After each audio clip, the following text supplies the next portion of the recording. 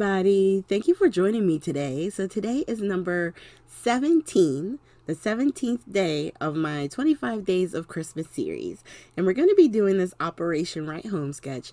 And last year, this one wound up being, I think, like one of my favorites that I did with the pink and black. I think it was the Kaiser Craft paper. So this year, I knew I wanted to use it again. But this time, I wanted to show you how to use it with the cut-aparts. Like on a lot of these 12 by 12 collection sheets, they sometimes have the cut-aparts where you can use them as a center focus or like as a sentiment. Some people use them, you know, as layers on their scrapbook pages, but we're going to use it here for our card itself, okay? So I'm putting down my base card, which is my craft paper that's measured at 4 1/8 by 5 3/8, and that's going to create our base. And we can do the base part only because the bow and everything is going around our center, our main focus element over up on the right hand side. So as far as attaching it to the card, we can do that right away. Whereas if it was going around the entire thing, I wouldn't attach my card to the base right away. I would basically attach everything off the card base.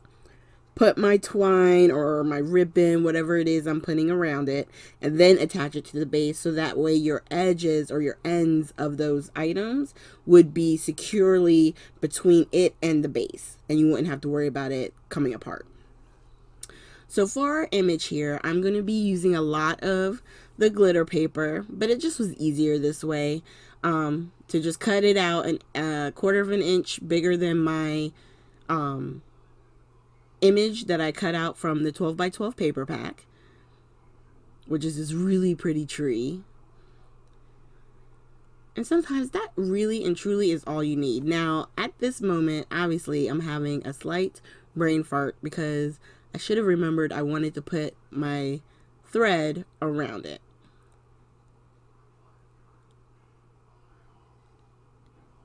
And the only reason I think I didn't initially was because I think the tree doesn't need it. So I decided to grab the white Nuvo drops, and I'm going to put those in 3s up in the top left corner. And then I think I'm going to grab, yep, so this one I did the twine with the Santa and the ho ho ho. This one I left empty. And then this one, I did the twine around the bottom. And I left this one with no sentiment.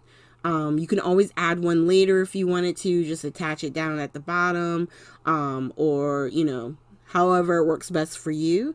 But I really enjoyed how these turned out.